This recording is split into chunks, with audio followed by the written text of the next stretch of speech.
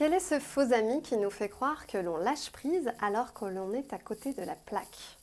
C'est ce que nous allons voir dans cette première vidéo sur une série de 4 sur le thème du lâcher prise. Bonjour à vous, je suis Elodie Auchard, coach en réalisation de soi. Et j'ai un rêve, c'est que toutes les personnes de cette planète se sentent complètement libres d'être elles-mêmes et offrent ainsi leur richesse intérieure à tout le monde. Seulement pour réussir à être soi-même, encore faut-il réussir à lâcher prise concernant toutes ces exigences, ces attentes que l'on a sur nous-mêmes et sur la vie en général. Et c'est là la complexité. Il est assez courant de nos jours d'entendre un ami ou un collègue dire des choses comme « mais vas-y, lâche prise, ça ira mieux » ou encore « il faut savoir lâcher prise dans la vie ». Mais alors qu'est-ce que c'est dur d'entendre ça si ça vous arrive, vous vous dites peut-être « ouais, mais c'est plus facile à dire qu'à faire ». Et même si votre entourage vous adresse ces conseils dans l'intention de vous aider, bien sûr, eh bien en fait, ça fait un peu l'effet inverse. Peut-être même que vous ressentez encore plus de pression intérieure, en fait, du fait de ne pas parvenir à cet état de bien-être. Et ainsi, on peut facilement trouver un intérêt à vivre le lâcher-prise, mais pas savoir comment s'y prendre de façon simple.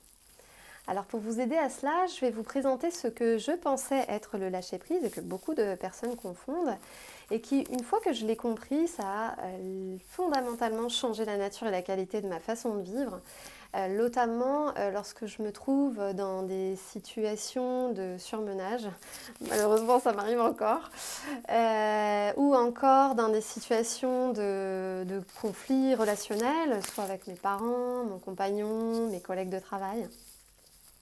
Voilà. Mais alors, juste avant de vous présenter cela, je tiens à préciser quand même quelque chose. C'est que je ne considère pas savoir à votre place. Et je vous invite très très chaleureusement à confronter mes idées et mes propositions avec votre propre réalité. Je ne fais que vous partager le témoignage de ce qui fonctionne pour moi. Et donc d'aller vérifier au fond de vous si cela fait sens pour vous, car c'est de vous et de votre vie dont vous vous occupez là maintenant. Alors ceci étant dit, je vous présente sans plus attendre ce qui n'est pas le lâcher-prise selon moi. Alors beaucoup de personnes pensent, et moi-même au début, que le lâcher-prise consiste à abandonner. Et du coup, je vois de plus en plus de personnes partir à l'autre bout du monde, abandonnant famille, boulot, maison, et pensant qu'elles vont ainsi trouver le bonheur. Alors bien sûr, parfois ça marche, et même très bien, mais la plupart du temps, en fait, ces personnes se retrouvent paumées face à elles-mêmes. Et la souffrance, finalement, elle est de nouveau présente. Alors, je vous invite à imaginer un peu ce que serait votre vie si vous passiez votre temps à abandonner tous les projets que vous entreprenez au motif qu'il faut lâcher prise. Ça n'a pas de sens, non? Enfin, voilà. Et en plus de ça, ça génère beaucoup de frustration parce qu'en fait, on se retrouve à ne plus se réaliser sur le plan personnel puisqu'on abandonne tout, quelque part. Donc si je vous partage cela, c'est parce que je l'ai vécu en fait. À mes 30 ans, j'ai tout lâché. Et j'étais, même si ça m'a fait du bien d'une certaine façon, j'étais quand même dans l'illusion que le changement de mes circonstances de vie, donc mon compagnon, mon emploi, mon lieu de vie, allait me rendre plus heureuse. Et en fait, au gré du temps, les problèmes que je rencontrais par le passé, en fait, ils sont réapparus sous d'autres formes. Je vais vous donner un exemple. Je souffrais d'épuisement au travail. Et bien en fait, le même phénomène s'est produit avec le nouveau métier que j'avais choisi. Malgré le fait que j'adore ce métier. Et pourquoi? Simplement parce que je n'avais pas réglé le problème à la source, c'est-à-dire de regarder en moi ce que je pouvais modifier dans mes fonctionnements pour être plus relax. Donc je vous laisse un petit peu imaginer la désillusion. Voilà. Il n'empêche que ça a eu l'avantage de me faire comprendre que en fait, mes choix de vie, même s'ils me correspondaient bien mieux, ça ne veut pas dire qu'il ne faut pas faire des changements parfois dans sa vie, mais que ça ne suffirait pas et qu'il était temps de devenir l'actrice de ma sérénité dans mon univers intérieur et en changeant constamment, non pas en changeant constamment les aspects extérieurs. Voilà, c'est ça que je veux dire. Donc le lâcher-prise, ça n'est pas abandonner, mais c'est un état intérieur dans lequel nous n'avons plus d'attente. Je répète, c'est un état d'esprit dans lequel nous n'avons plus d'attente. Alors ça suppose quoi?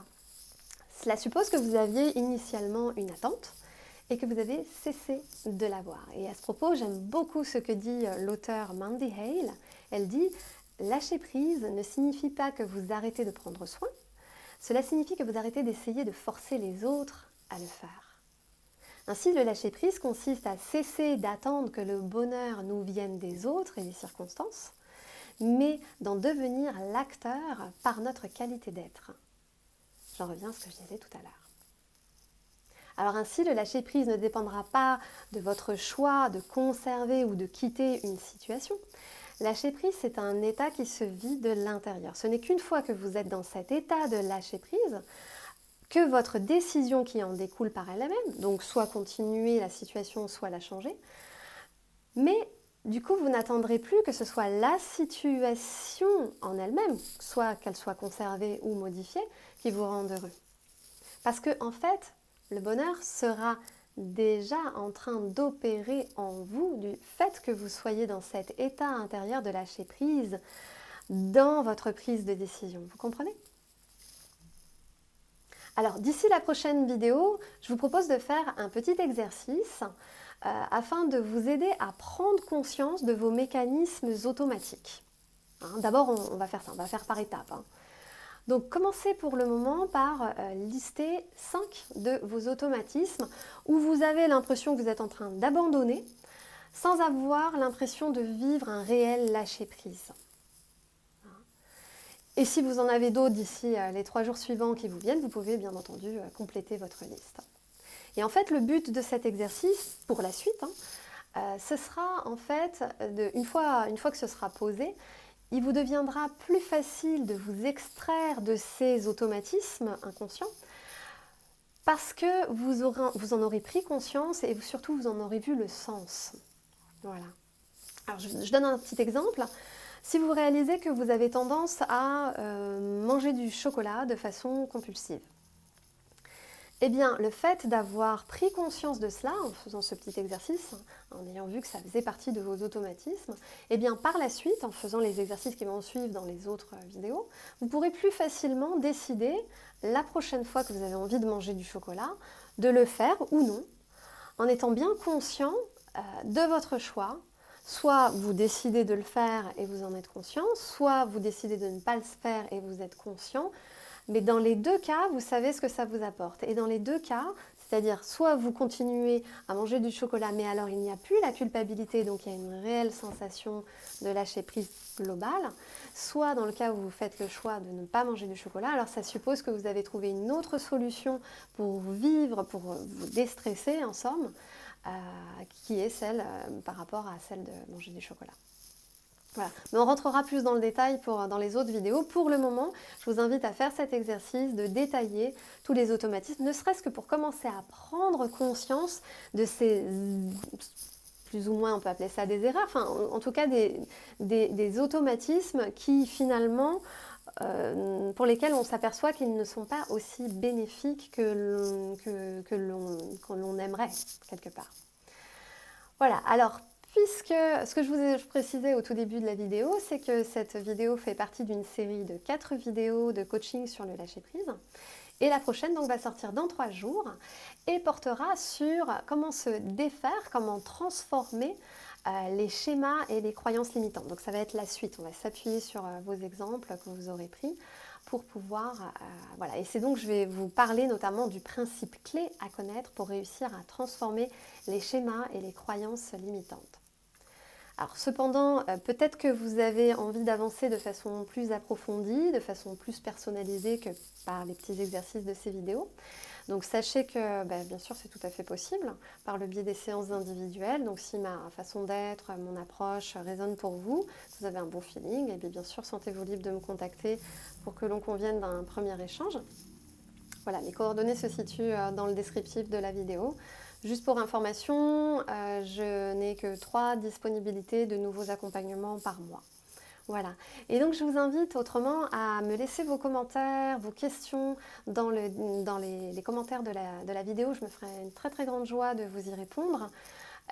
Et également de vous retrouver pour la prochaine vidéo, donc ne la loupez pas, c'est dans 3 jours. Si vous voulez recevoir les infos, vous pouvez mettre je crois qu'il y a un petit logo, un petit picto qui dit, c'est une cloche pour recevoir la notification de la prochaine vidéo. Et d'ici là, appliquez le petit exercice que nous avons vu aujourd'hui et n'oubliez pas, respectez votre élan de vie, soyez vous-même, c'est le plus grand service que vous puissiez rendre au monde. À très vite.